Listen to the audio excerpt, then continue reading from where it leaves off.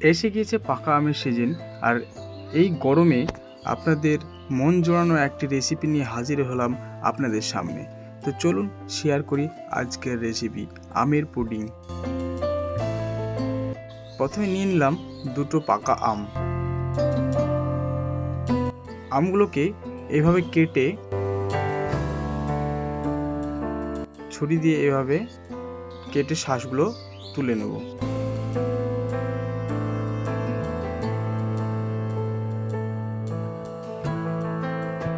চামচ দিয়ে এই শাঁসগুলো এভাবে তুলে নেব।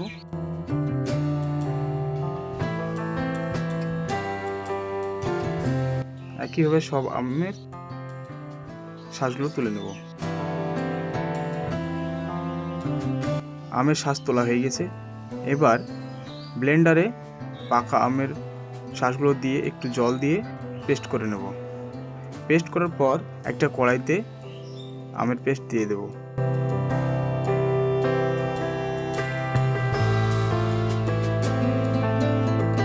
আমের পেস্ট দেওয়ার পর তাতে দিয়ে দেব চিনি, পরিমাণ মতন চিনি দিয়ে দেব, আর দিয়ে দেবো 1 চামচ মতো আগার আগার পাউডার। তারপরে মিক্স করার পর চুলো অন করব।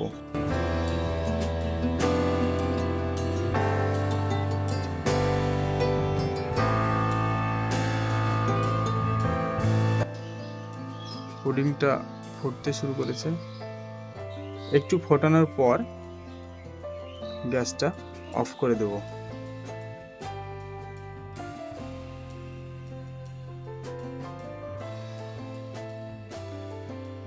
তারপরে একটা বাটিতে ঢেলে সেট করব। বাটিতে ঢেলে আধ ঘন্টা মতো রেখে দিলে এভাবে জমে যাবে। দেখুন কত সুন্দর জমে গিয়েছে, জেলির মতো।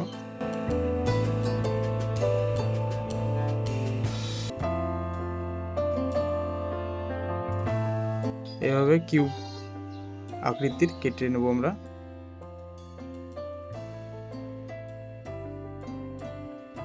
কেটে নিলাম।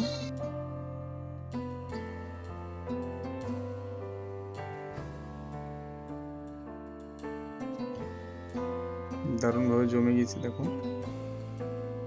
তারপর নিলাম একটা কড়াইতে দুধে দিয়ে দেবো পরিমাণ মতো চিনি, আর দিয়ে দেবো আগার আগার পাউডার 1.5 চামচ মতো। তারপরে মিক্স করে নেব একই পদ্ধতিতে।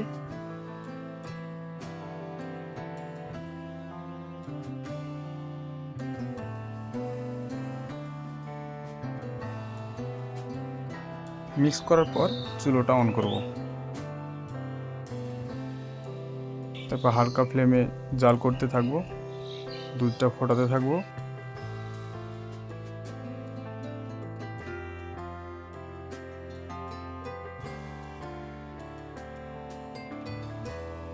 দুধটা ফুটে গেলে বাটিতে ঢেলে নেব।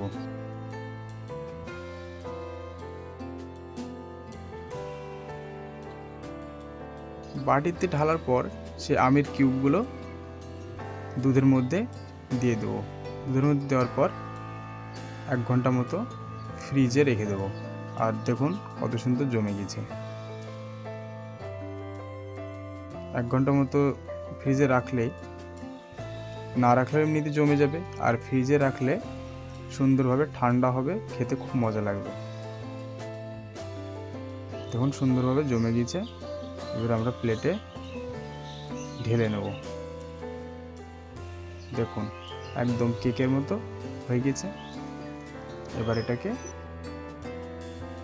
পিস পিস করে কাটবো। খুব মজাদার, খুবই টেস্টি, বাচ্চা বড় সবারই খুব ভালো লাগবে খেতে। অবশ্যই সবাই বাড়িতে একবার ট্রাই করবেন।